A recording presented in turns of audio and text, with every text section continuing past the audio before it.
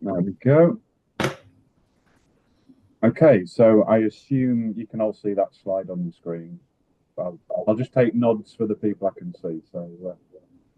But no, thank you for joining today. Obviously, a big part of the channel community at some of the in-person events we've had and some of the feedback we've had of those people who can't make it is very much around things like time and travel and the cost of travel or getting approval from managers to come along to events and that type of thing. And obviously the channel community was set up to be very much inclusive and be as supportive as we can of the community. So hence we've run a few of these virtual events and today is obviously our latest one. And I'll talk about it towards the end, but we've got an in-person follow-up to this as well, with some different speakers on the panel at Natilix offices in London. But yeah, no, today's we've had lots of interest, so we're really excited today to be showcasing two key themes around sort of personal development and why sort of that personal branding matters and people's development at a time which is proven to be quite challenging for many at the moment. And a lot of conversations I know a lot of the channel buddies within the community are having at the moment are people who are, there's a lot of anxiety and there's a lot of uncertainty in where people's roles are and where they're wanting to evolve to as well. So I think today, we've got two fantastic speakers who obviously are have been through many iterations of the channel in terms of different ups and downs, different challenges that have been brought around in the channel. I think, to be fair, today is probably, and they'll be the first to admit, probably some of the most challenging times and probably where people's personal development and their personal brand needs to shine more than ever before to differentiate. So I think that sort of sets the scene in that sense. And I know a lot of people have a lot of people at the moment have that have signed up for today are from all different walks of the channel community, all parts of the tech channel, but also different roles, different experience. Some are new to the industry, and some have been in the industry decades. Right on today's call, so again, this relates to everybody, and I think there's more that we can all do to come together and support one another in that sense. So, without further ado, I'll go on to the next slide. So, obviously, today's presenters, and thank you, because I know both of these people are very, very busy people, but again, very committed to supporting what the channel community are doing, very much aligned to what they're doing themselves. So obviously, some of you might know both of our speakers today, but if I start off with Charlotte, so Charlotte is founder and CEO of Ice Blue Sky, who are a sort of a very reputable marketing agency within the industry, and they work with many of the technology brands, so the likes of Cisco and CrowdStrike and the likes of those guys. So I know from Charlotte's perspective, yeah, uh, I, the bullets I had to actually mention what Charlotte's achieved in her career were a bit too long, to be honest. So, but some of the highlights are, she's done a lot of mentoring, a lot of being a big advocate around marketing, and she's sort of had, best-selling books. She's done marketing sections in best-selling books. She's also, a big thing for Charlotte is around personal development. It's about supporting those around her. She works with sort of every aspect of the channel in terms of what the marketing agency she leads supports. So you'll hear quite a lot around her take on personal development today, and I think there'll be some good takeaways for people on from that respect. And as we turn over to the right hand side of the slide, we've got Dr. Colin Williams, and yeah, so I think this is the first doctorate that I've hosted before. So thank you, Colin, for joining us today. And again, Colin's background, 30 plus years in the industry, and I guess when you hear somebody's had 15, 20, 25, 30 years, it's a bit meaningless, I believe. What really matters is actually how they've kept their relevance in their different roles on that journey as well. And Colin is probably one of the top people I think of now in terms of how he's taken his own personal brand into sort of different levels. He wasn't a doctor not so long ago, and that was a passion of his to pursue that, and also things he does around DE&I, bits he supports around his own, within Computacenter, where he's obviously the business CTO and driving their cybersecurity strategy and everything else. So I think what you've got today are two veterans, dare I call it, of the industry, but more importantly, these are people who are reinventing themselves in an authentic and a really relevant manner.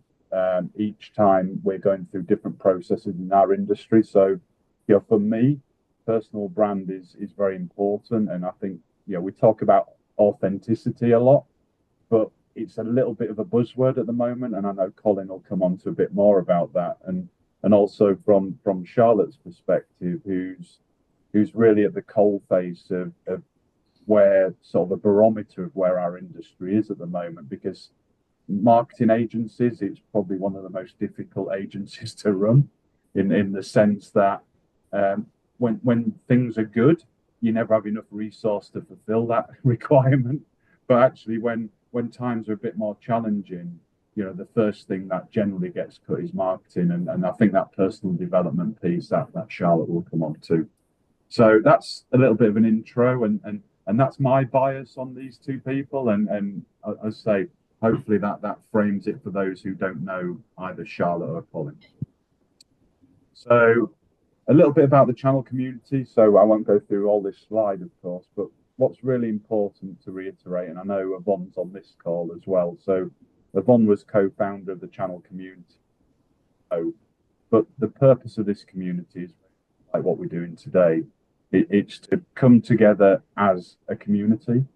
And the whole point of a strong community is about giving back. It's about actually, not what can you just take away from something, but what can you contribute as well. And everybody is part of that. So myself as a channel buddy, I give obviously, and I'm there as a mentor where possible. But the amount I get back from that process is keeps me relevant. I believe it keeps me grounded. It keeps me sort of much more focused on what I think is important within our industry and the future of our industry, because there's many people on this call who are probably more our future rather than sort of, as we look back. So the big part of Von's ethos there was to bring together a collective of like-minded people that give up their time voluntary, just like our speakers today. But we've got a common purpose that we're all trying to do this for the greater good of our industry, but more importantly, the people that create our industry. So I won't go through this slide in full, because obviously we'll share information with you after. For those who are not familiar with the channel community, I know many of you are. So that, I think that's important, and this is evolving. We're now a charity based organisation. We have a proper board that manages the business. It's not all on Yvonne's shoulders all the time, and obviously that's important to enable this to flourish and to scale as well.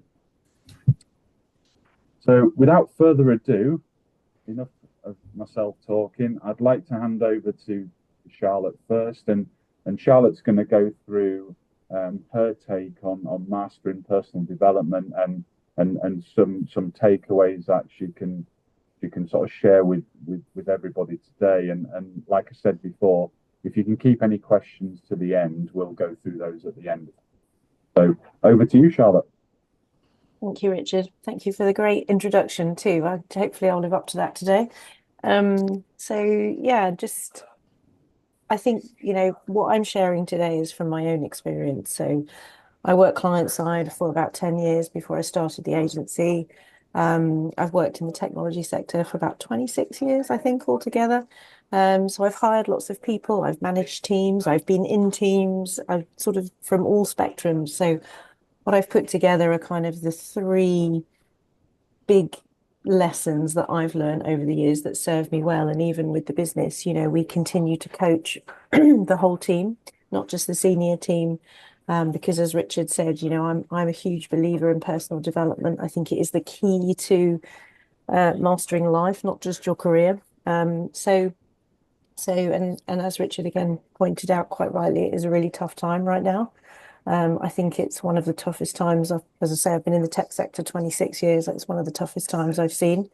So I think, mastering your own personal development is a very important trait to have nowadays. So the first thing I wanted to start with, you can go to the next slide, please, Richard.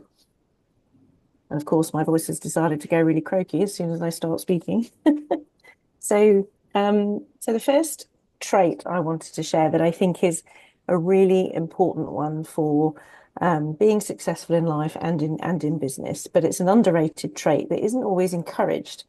And when I was putting this deck together, it reminded me of an incident that happened when I was at sixth form. I've always been a curious person.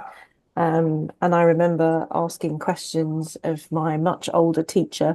I think he'd been brought out of retirement to teach in the sixth form at the time, and asking him lots of questions in class. And he got so frustrated with me, he kicked me out of the class and made me go and study in the library for the rest of the lesson. So, not really encouraging that trait of curiosity. But I think it's curiosity, as I say, is so underrated. I think it's really important to be curious about people, about processes, about how things can be solved, about life itself and your own personal development. And one of the things I've always done, and I really encourage my team to do, is to read as much as you can, absorb as much as you can from other people. Biographies, autobiographies are a great place to start if you're not a big reader.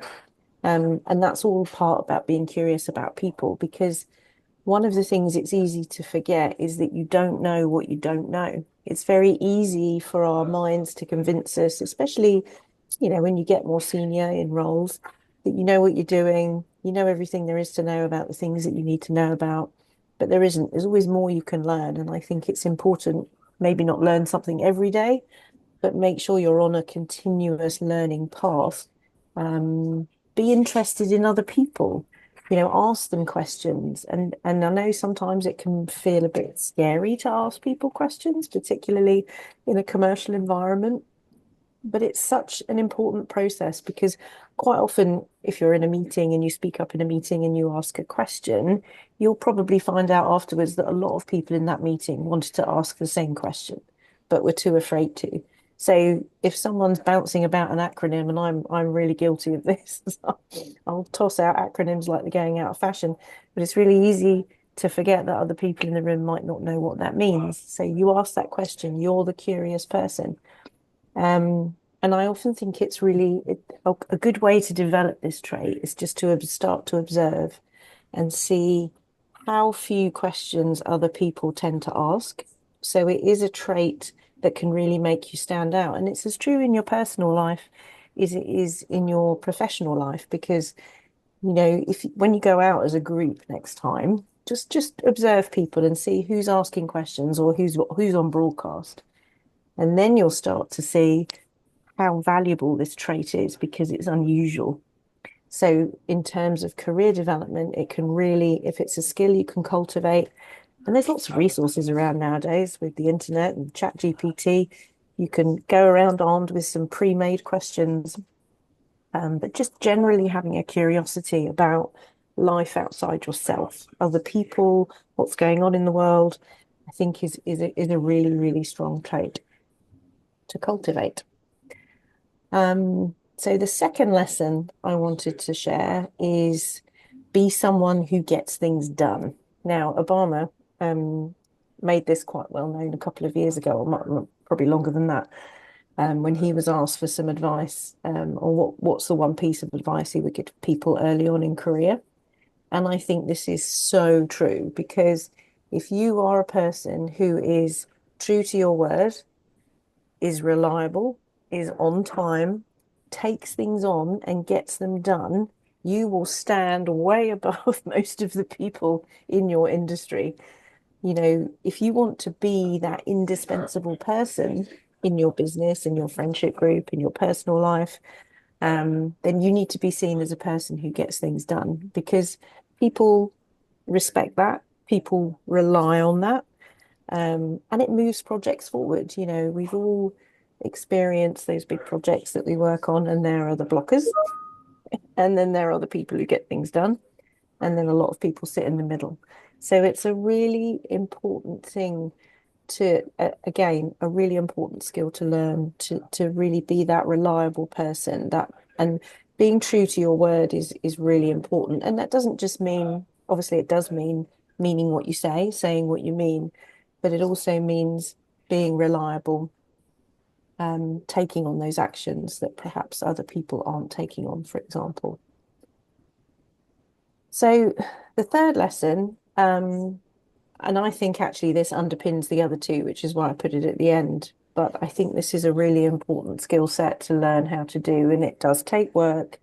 It takes time. It's definitely not easy, but it can have a really massive impact on your life in all aspects, not just professionally. But I think you need to learn how to recognize when emotions are driving your behavior. Now, why do you need to learn to recognize this? Well, because we often are not encouraged to identify what emotions we're having, let alone then understanding how that subconsciously drives what we do next. So I'm just going to talk through an example because I think it illustrates the point quite well, but it can really help with how you are perceived within your organization. So let's say something happens, a task is missed or late, someone's really unhappy, something goes wrong, a customer might be annoyed, someone senior might be annoyed, something's gone wrong. Anyway, it could be a myriad of things. So then what happens, if you can go on to the next bit, you have a reaction to that. Now, that might be you're upset, you're angry, you're frustrated.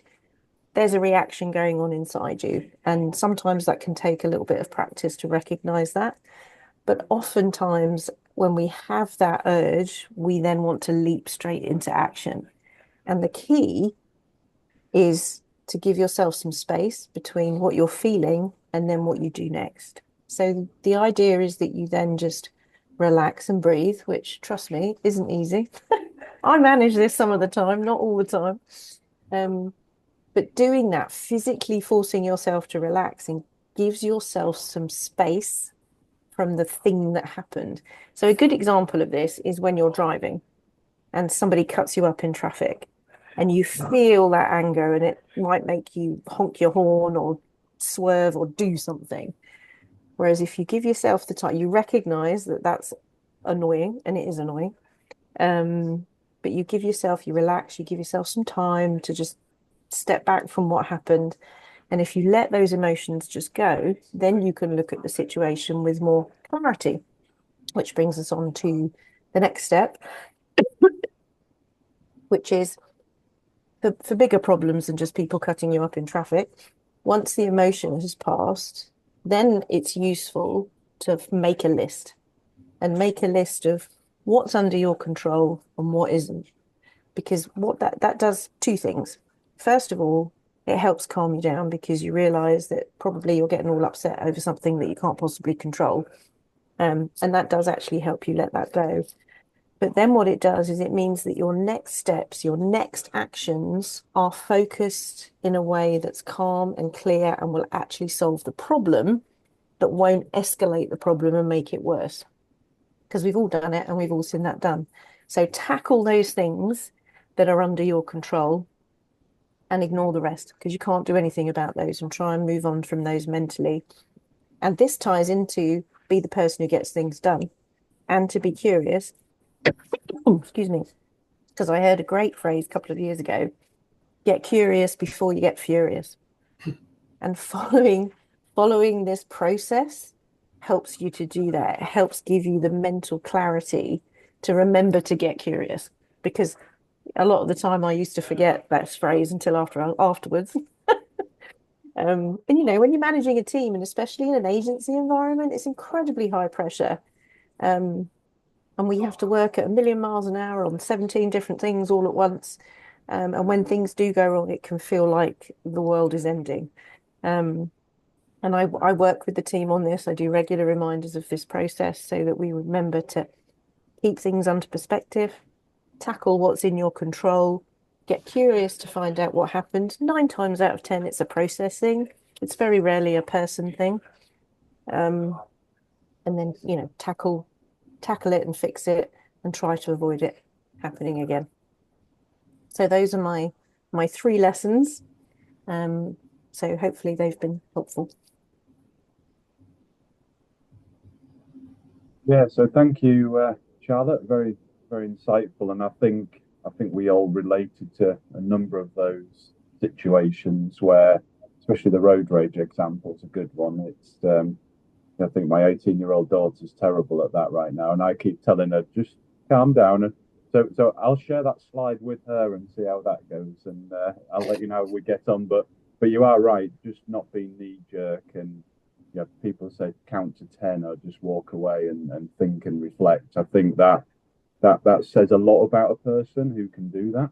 And It that doesn't does. mean that doesn't mean you're not less emotional, or you don't care as much. It's just actually, we always say, yeah, but when I was young and stupid and all that, I don't think that's the case. I think it's the type of person, and it's the type of people you surround yourself with, or the family that's around you, that help you become that reflective on things. So I think that's really interesting. So thank you. Yeah, you're welcome. Thank you. So over to you, Colin. I think that dovetails nicely into obviously the bits you're going to touch on today around personal brand, and I think as I said at the beginning, personal brands is something that's highly talked about now, and it's written about in many books and many sort of webinars like this. But I think what's great to hear from your perspective is how you manage that personal brand and some of the ethics that lie behind that over such a long and illustrious career, if you can. Okay. I could easily just follow on from Charlotte's stuff, because everything Charlotte said was amazing, and I literally, if I could have scribbled some notes, I would have done. But so yeah, on to the next slide. Personal brand is almost non-negotiable in this world. If you go back in the years before digital, if anyone could even think back that far, who knew you? Your family knew you, your friends knew you, your next door neighbours knew you, the people across the road knew you, your friendship group knew you, your old school friends knew you. And the sphere of people who knew you was actually quite controlled, quite contained. Fast forward to now, one post on TikTok, Instagram, Facebook, Snapchat, LinkedIn, and what? 7 million people know you, 1 billion people know you. But think about that. Do they know you for what you want them to know you for? When you're remembered by others, do they remember you for what you want to remember for? I mean, think about it. Your first impression with somebody is a very important impression. But is that the impression of you that you wanted to give to them? Or was it just a fortunate byproduct of the situation or circumstance? And that shows that personal branding now in a digital world is so significant. It's probably way more powerful than we realize, not just in work, but also in life. Because the digital representation of you, think of the digital you, the physical you, they kind of all should be congruent, and they should be the same brand. So regardless of whether somebody meets you in the physical world or digital world, they meet the same person, they meet the same persona. Our friends, the networks that we interact with, expect a level of value from you, from me, and they give you that value back. So surely you should be intentional about the value that you radiate to somebody else to make sure that you deliver the transaction that you hope that they receive. And if only for a selfish reason, to kind of get back what you expect back from them. But how many of us are really intentional about that? How many of us really, really know the brand that we'd like to radiate and ensure we do it as much as possible? Let's fix the next slide. Values matter. You can almost hear the voices of your parents talking about this when you're younger, but values matter. Values are those deep-rooted principles, the things that you stand for, the things that make you you, the things that have accumulated over time. And yes, they can change. But if we really look inside ourselves, we all know what values really hold dear to each other. And in reality, the brand you should radiate those values. The brand you should actually reinforce those values. It should protect those values. It should actually be a sounding board, a showcase of those values. So you should really be comfortable with what those values are. Are you a caring person? Are you a trustworthy person? My eldest is a special needs teacher. She is a true carer. Some of the things that she does, I can't do. I'm not wired that way. My value system is not the same as hers. So in reality, you need to be clear about what your values are, and make sure the values that you have are true to the person that you really are.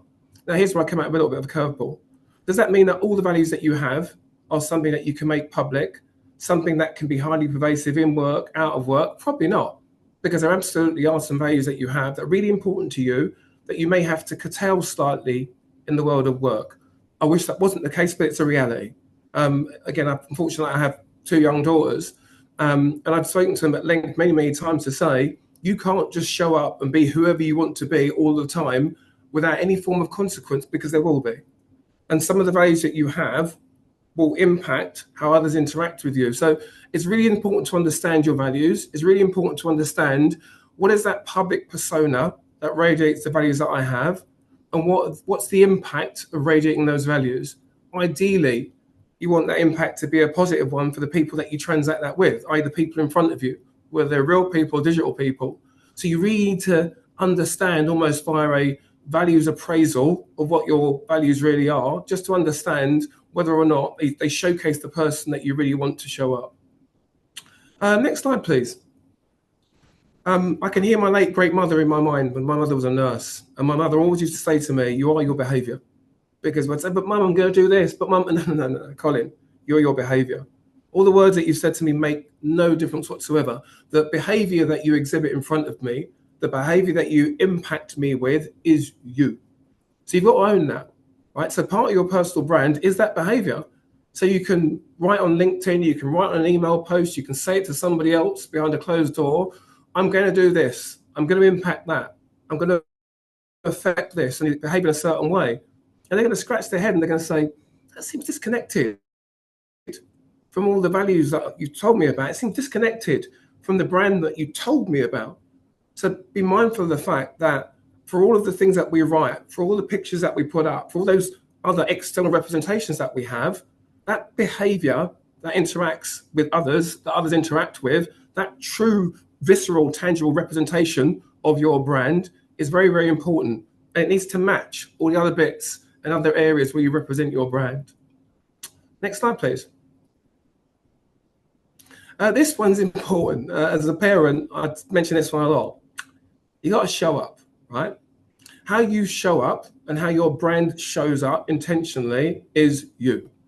So if you, again, have a particular brand, a particular persona, a particular manifestation of you that you'd like to showcase to the world, whether it's digital on LinkedIn, whether it's in person, whether it's that first touch when you shake somebody's hand, or that smile that you switch on when someone walks towards you, all of that is how you show up.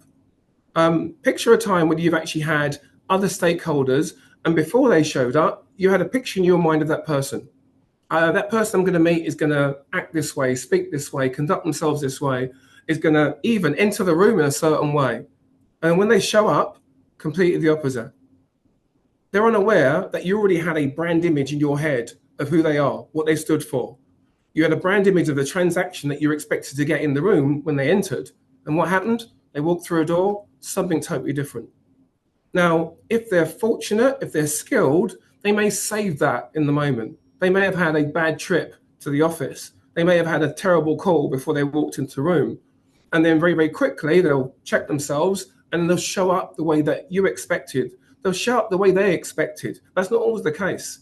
So back to my point about being intentional, be aware that when you show up, you need to show up. Show up the way your brand is expected to show up. Show up the way that your brand, and think of your brand as being a secret salesperson in the room all the time when you're not there, talking about you when you're not there, showcasing your skills, talents, capabilities to others when you're not there. So others talk about that brand you all the time. That means it's really, really important. that when you finally show up, they kind of go, absolutely, as I expected.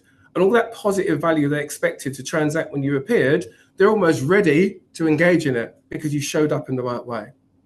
Next slide, please. Richard touched on this. If anyone has got either children or interacts with younger people, this is big. The younger generation is really hot on authenticity. Now, I'm not saying as the older generation, we faked it a lot and we did lots of, who knows, right? But I do a lot of mentoring stuff. I do a lot of talks in university, and I've had numerous people sit in front of me and say, Colin, A, how have you survived so long in this world of work?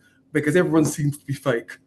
And what's it like? Does it mean I have to be fake? Does it mean that I have to behave in a certain way when I don't really mean it? Say things I don't really mean just to fit in? No, I'm not saying that. I'm actually saying the opposite. You need to be true to your authentic self. You need to understand who the authentic you is. And part of showing up is also showing it with that authentic you. It's a lot easier if your work persona and your non-work persona, your social persona, your life persona are very, very similar. For some people, there's a bit of a double-edged sword, right? Because they're not overly happy with the person that they are out of work, but in work, they put on a mask. We all do have masks, but somehow where you can, it's a lot easier to live with authenticity if the brand you, if the persona that you have is similar most of the time, or ideally all the time. I often say to people, if you meet my daughters, the persons that you meet are exactly the people that I know. There's no plan B, there's no other version. And when they show up as themselves. And in a way, that's part of the way they were brought up. I was a very proud dad of 2 daughters, and I always wanted them to not show up in almost a submissive, subordinate way when they walked into a room, which could often be in a male-dominated world. I wanted my daughters to show up as them, proud to be them, knowing that they walk through a door with value. So they walk through a door with a spring in their step. They walk through a door real. They walk through a door very, very proud to be them and not be somebody else, and not be an expectation of them, be them. Now, of course, there are shades of grey, and of course, there are rough edges, and you need to understand how those rough edges affect other people, or sometimes you soften them, but you still need to show up as the true you, the real you. Authenticity matters. And I think authenticity will matter even more moving forward in this digital world, where the digital you and the physical you must match. And one day someone's going to meet both versions, and they need to be congruent. Authenticity is so important. I think I've got one more slide. Mirror image. I've done a lot of coaching. I've coached for 2 decades. And one of the biggest things that you often coach for is presentation skills. How do I present? I often say, well, stand in front of a mirror and talk through your presentation to yourself in the mirror, because trust me, it's horrible, right? There's nothing worse than standing in front of a mirror, hearing yourself recite something that you're going to present on stage, because it sounds horrible, you look horrible, everything about it just feels so unnatural. But guess what?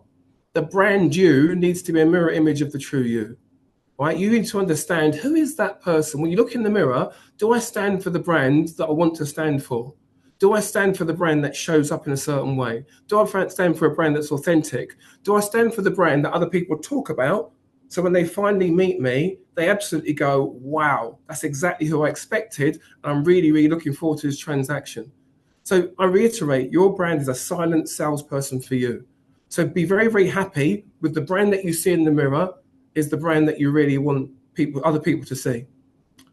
And that's it. Thank you for listen to me. As Charlotte mentioned, I'm just giving you a view based on my own journey, and all I can say is what's on the slide, the final slide. Try and be the people that other people aspire to become. Right, that's the brand. When you look at the amazing brands that we showcase with and interact with every single day, and we all know what they stand for, and other brands aspire to be those brands and copy them or whatever. That's who you need to be. The brand you needs to be the one that other people talk about, compare themselves to, and aspire to be like. Thank you. Thank you, Colin, and thank you, Charlotte. That's fantastic. I think the dovetail between those worked really well in the sense that what I was listening to through those pieces was everything seems to start with behavior. And guess what? Behavior starts with your upbringing, your family around you, your friend network. then we move into sort of that working environment after we've left school, college, or whatever we do. So, and I think you have a choice with behavior, right? You have a choice to actually put up with it or step away from it. And I think more and more businesses, the successful businesses out there, are actually embracing those values, as Colin touched on, in terms of this is how we expect our people to behave. Now, when I started in the industry, behavior wasn't at its best. In honest truth, it was very much, you're very subservient to your, let's call it, your boss. There wasn't a collaborative environment in the way there is now. So I think the behavior piece has a real conflict with that authenticity, as well as listening to what Colin said there, is because it's quite easy to go with the flow of everybody else. It's quite easy to just be a bit apprehensive to push against the machine and think, oh no, if I call that one out, that's going to jeopardize my role or my job or whatever it might be. Doesn't matter because as soon as you lose that integrity of what you stand for, it's gone. Don't let any business or any person take that away from you. And the elements that Charlotte and Colin touched on there, in the detail that they went through, that personal development is your personal brand, and vice versa. They're both very much intertwined. So thank you both. Absolutely fantastic. And I know we've only got a short sort of iteration of what we're going through today, with it being a webinar, but has anybody got any questions? I'll just stop sharing the screen, then we can all join in if that works for everybody.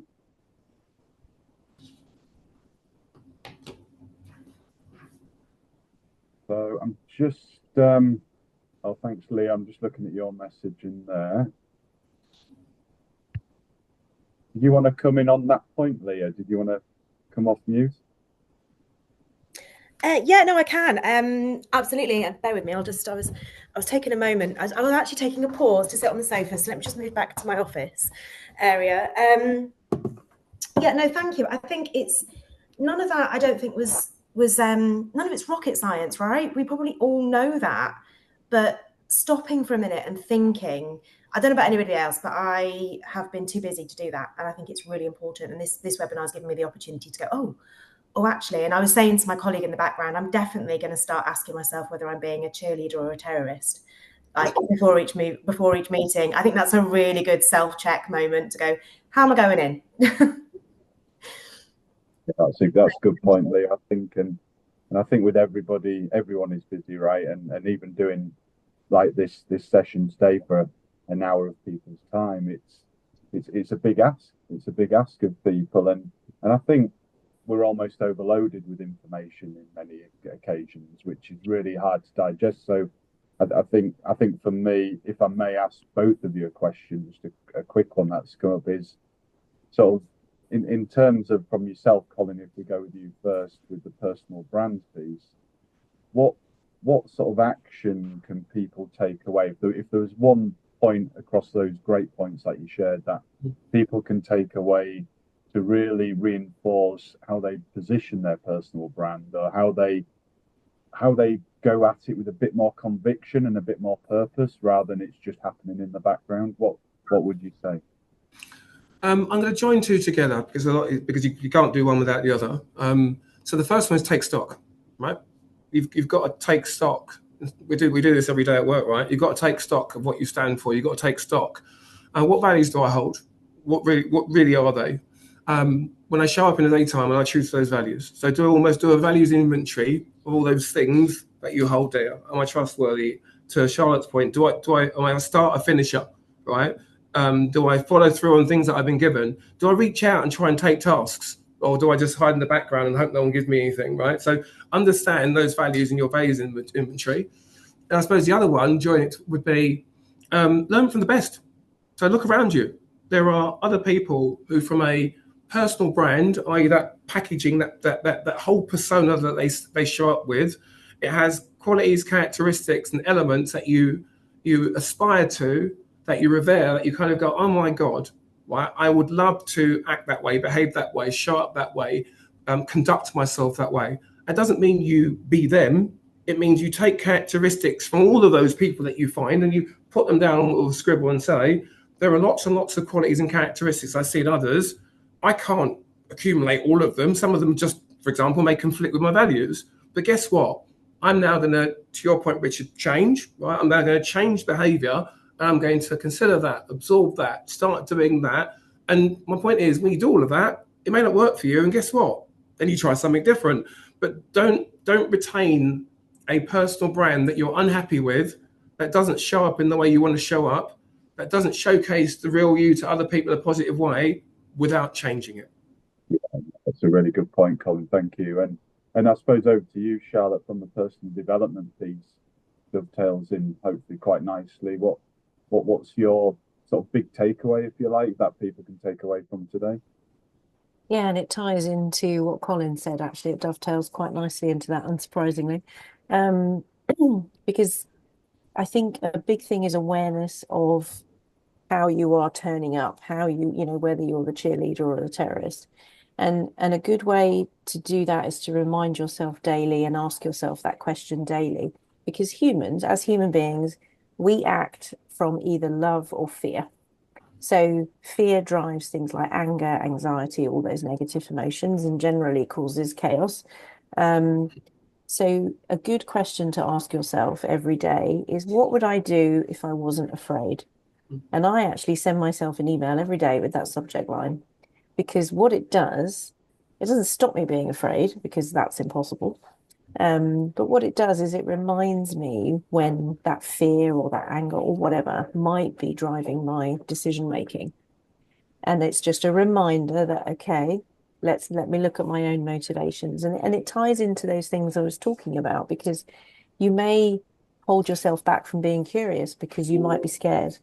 And reminding yourself of that question, if you're sat in a meeting with loads of other people, okay, what would I do if I wasn't afraid? I'd ask the question. So then do that, ask the question. And it is scary, and your voice might be all tremulous, and your face might grow bright red, but no one will attack you for asking that question. And be the person who gets things done. What would I do if I wasn't afraid? I'd volunteer to do that thing that the boss is asking or whoever is asking. So then do that thing. That for me is a really useful tool for